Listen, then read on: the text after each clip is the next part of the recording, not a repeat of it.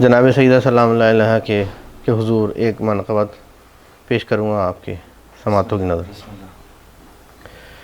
قلب پر جب منقبت کا در کھلا،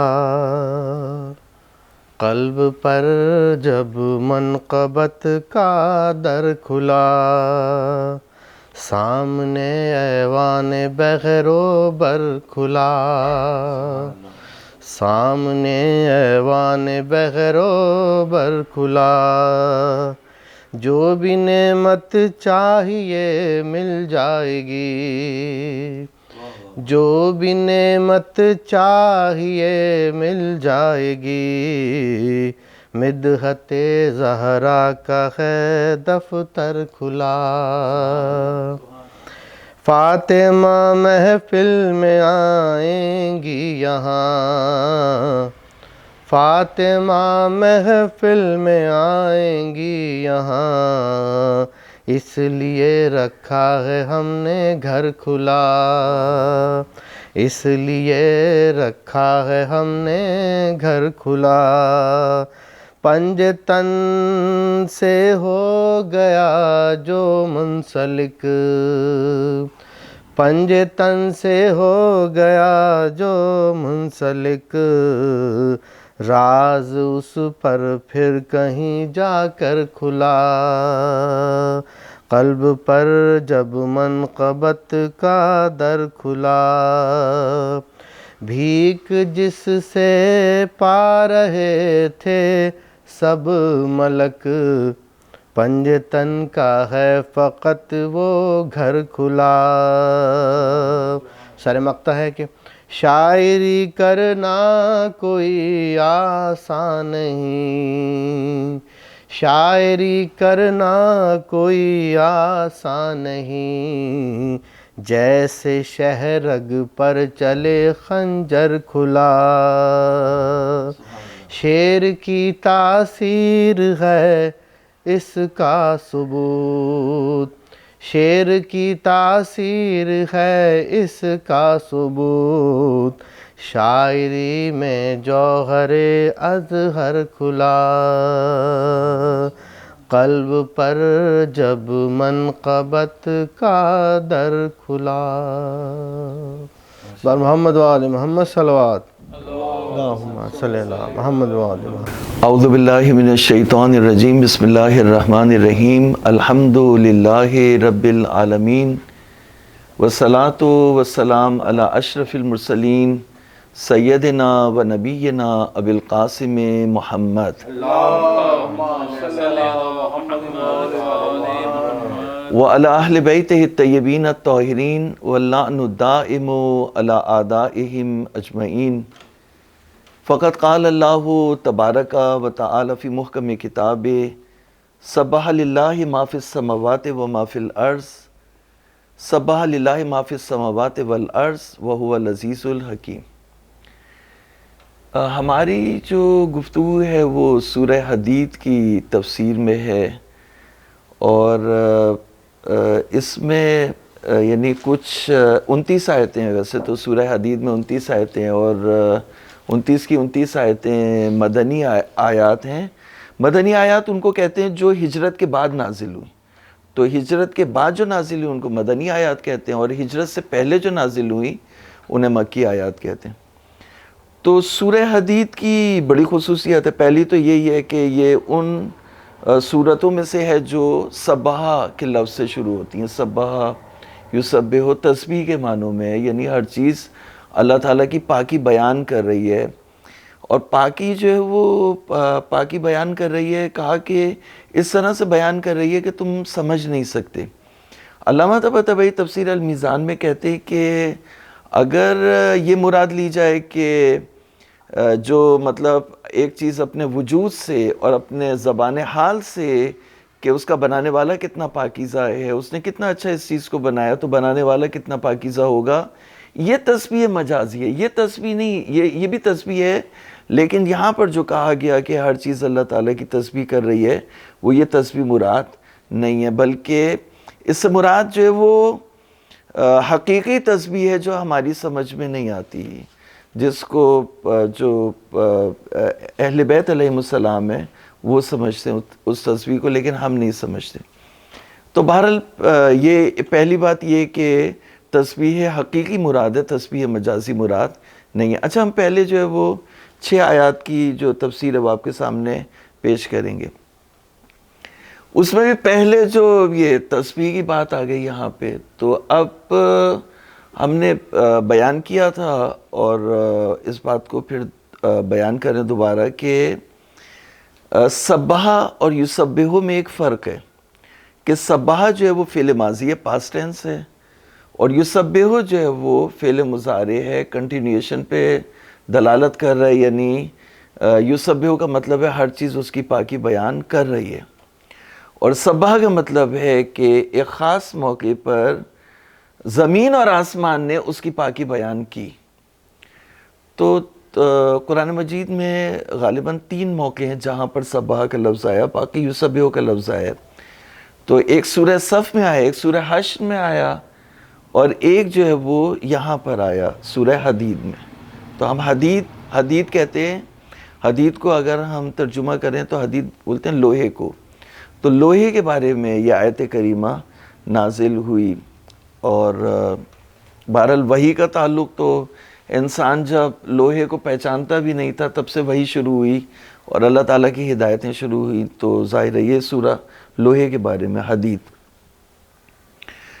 تو اب بات یہ کہ سبح اور یسبح میں ویسے تو لوگوں نے فرق نہیں کیا، لیکن ہمیں اس میں فرق نظر آتا ہے. تو جو فرق ہمیں دکھائی دیتا ہے وہ آپ کے سامنے پیش کریں. اور وہ فرق یہ ہے کہ ایک تو یہ کہ جو پوری کائنات ہے وہ اللہ تعالیٰ کی تسبیح بیان کر رہی ہے، لیکن خاص موقع آئے جن پر زمین اور آسمان نے اللہ تعالیٰ کی پاکی بیان کی. جیسے جب حضور صلی اللہ علیہ وآلہ وسلم کی ولادت ہوئی ہے تو پوری کائنات مسکرائی ہے. تو پوری کائنات جو ہے وہ مسکرائی ہے اور اس میں جو ہے وہ خوشبو آئی ہے. تو اسی طرح سے خاص موقع ہیں جن پر زمین اور آسمان نے اللہ تعالیٰ کی تسبیح کی ہے. اس کی میں نے مثال دی تھی کہ جیسے اگر کوئی فنکار ہو، وہ اسٹیج پہ پلے کر رہے ہو، تو جب وہ اپنے فن کا بہت ہی بہترین مظاہرہ کرتے ہیں تو ان کو داد ملتی ہے. تو اس طرح سے جب اللہ رب العزت نے پوری کائنات کو بنایا تو بننے کے بعد پوری کائنات نے اللہ تعالیٰ کی تسبیح کی. یہ خاص موقع ہے جو اللہ تعالیٰ کی تسبیح کی. سبح للہ ما فی السماوات و ما فی الارض. یہ اب یہاں پر جو وہ اللہ تعالیٰ کے نام آئے ہیں کہ عزیز اور حکیم ہے، اور اول و آخر ہے، اور ظاہر اور باطن ہے. تو وہ اول و آخر ہے نہیں، اس سے پہلے کوئی نہیں تھا، وہ اس کے بعد کوئی بھی نہیں ہوگا. ساری چیزیں فنا ہو جائیں گی اور وہ باقی رہے گا. تو وہ اول و آخر ہے، وہ ظاہر و باطن ہے. ظاہر ہے نہیں، ایک چیز جب ظہور کرتی ہے تو ایک چیز اپنے ظہور میں جو جلوہ دکھاتی ہے، اللہ تعالیٰ کا جلوہ اس کے اوپر ہے، تو اللہ تعالیٰ اس کے اوپر ہے. اور ایک چیز جب باطن میں چلی جاتی ہے، چھپ جاتی ہے، تو اللہ تعالیٰ اس سے بھی جو ہے وہ اندر ہے. تو وہ ہوا ظاہر والباطن. اور پھر اس کے بعد کہا کہ وَهُوَ بِكُلِّ شَيْءٍ عَلِيمٌ. تو یہاں پر اللہ تعالیٰ کی پھر کہا کہ لَهُ مُلْكُ السَّمَاوَاتِ وَالْأَرْضِ يُحْيِي وَيُمِيتُ وَهُوَ عَلَى كُلِّ شَيْءٍ قَدِيرٌ. تو پہلی آیت کریمہ میں تسبیح ہو گئی. دوسری آیت کریمہ میں اللہ تعالیٰ کی 2 کاموں کو گنایا گیا کہ وہ زندہ بھی کرتا ہے اور وہ موت بھی دیتا ہے. ہوا یحیی و یمیت، زندہ کرتا ہے اور موت دیتا ہے. انسان کو زندہ کیا اس نے نہیں تھا، پھر اس کے بعد اس کو وہ موت دے دیتا ہے.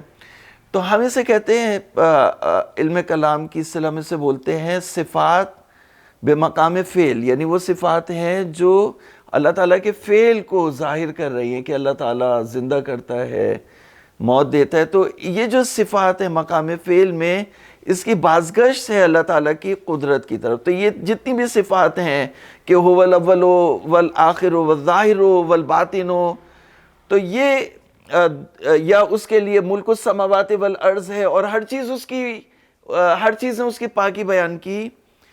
تو یہ 6 چیزیں جو حاصل ہوئیں کہ ہر چیز نے اس کی پاکی بیان کی، اور اس کے لیے آسمان اور زمین کی سلطنت ہے، اور وہ ظاہر اور باطن ہے، اور وہ اول و آخر ہے۔ ان 6 چیزوں کی بازگشت ہے اس کے علم اور اس کے قدرت کی طرف، کہ اس نے اپنے علم کے ذریعے سے اور اس نے اپنی قدرت کاملہ کے ذریعے سے اس کائنات کو پیدا کیا، اور اس کی یہ صفات ظاہر ہوئی کہ هو الاول والآخر والظاہر والباطن۔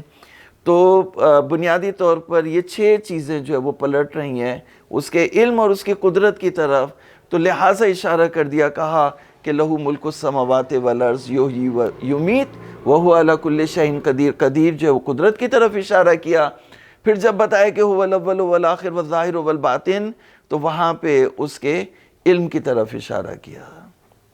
تو جب یہ اس کی صفات جلوہ گر ہو گئیں، تو پھر اس نے کائنات کی جو ہے وہ کریشن اور خلقت کا کارنامہ اپنا شروع کیا، اور پھر اس کے بعد آیات آگے بڑھیں، اور 4تھی آیات میں اس نے بیان کیا کہ اس نے کائنات کو 6 دنوں میں بنایا۔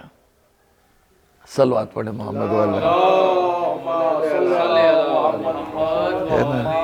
ہے یا نہیں ہے؟ یعنی کہ اس کی 6 چیزیں جو حاصل ہوئیں ان کا جو اعتماد ہے وہ اس کے علم اور قدرت پر ہے، اور دونوں چیزوں کا حوالہ یہاں پہ دے دیا۔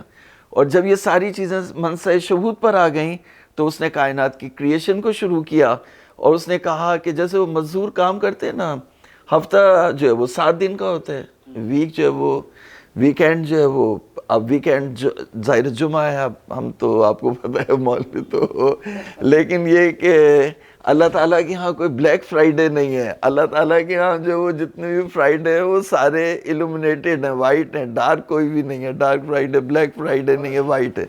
صلوات پڑھیں محمد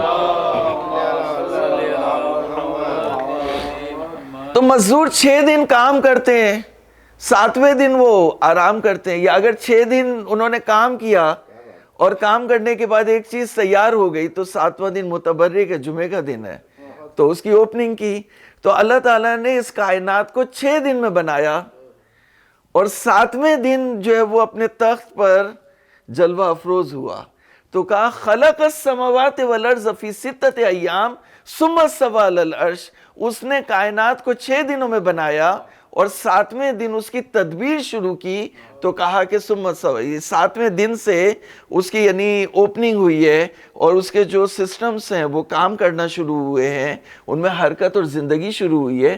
6 دن تک اس نے بنایا، اور 7ویں دن اس نے جو ہے وہ اپنی تدبیر کی، اپنی جو وہ ان تمام چیزوں کی، اس میں حیات کی، زندگی کی، یحیی و یمیت، حیات دینا جو ہے وہ 7ویں دن سے جو حیات اور تدبیر اور علم اور سب یہ ساری چیزیں جو ہے وہ اس کے جلوے ظاہر و باطن کے جو ہے وہ 7ویں دن سے شروع ہوئے۔ تو 7ویں دن سے جو شروع، علامہ ملا صدرہ، میں نے بتایا تھا ملا صدرہ یہاں پر بیان کرتے، اس کی تفسیر کرتے ہوئے قرآن مجید کی آیت سے ہی تفسیر کرتے ہیں، اور سب سے جو معتبر تفسیر ہے وہ تفسیر قرآن بے قرآن ہے۔ تو وہ یہ کہتے ہیں کہ ان یوما عند ربک کالف سنۃ مما تعدون، آیت قرآن ہے، تو میرے پاس اس کا ریفرنس بھی لکھا ہوا ہے۔ تو کہتے ہیں کہ جو ایک دن ہے تمہارے رب کے ہاں، جو ایک دن ہے وہ 1000 سال کے برابر ہے۔ تو 1000 سال کے برابر ہے، تو 6 دنوں میں کائنات بنائی، تو وہ کہتے ہیں نہیں 6000 سال میں کائنات بنی ہے۔ یہ ایک نیو فائنڈنگ ہے ہماری جو ہے وہ ریسرچ جو ملا صدرہ نے کی ہے، اور ہم اسے جو ہے وہ پیش کر رہے ہیں۔ تو ملا صدرہ یہ کہتے ہیں کہ 6000 سال میں کائنات بنی، 7ویں 1000 سال میں اس کی زندگی جو ہے وہ وہاں سے جو ہے وہ شروعات ہوئی ہے۔ تو 7000 سال میں یہ کائنات یعنی بنی اور آپریٹ ہونا شروع ہوئی۔ تو وہ یہ کہتے ہیں کہ آدم سے لے کر خاتم تک بھی 7000 سال تک کا ہی فاصلہ ہے۔ حضرت محمد صلی اللہ علیہ وسلم سے حضرت ابراہیم سے لے کر حضرت محمد تک 5000 سال ہیں، اور حضرت نوح کی جو تبلیغ ہے وہ 950 سال ہے۔ تو وہ اس طرح کیلکولیٹ کرتے ہیں کہ تخمینہ لگاتے ہیں کہ غالباً جو ہے وہ آدم سے لے کر خاتم تک بھی 7000 سال ہیں۔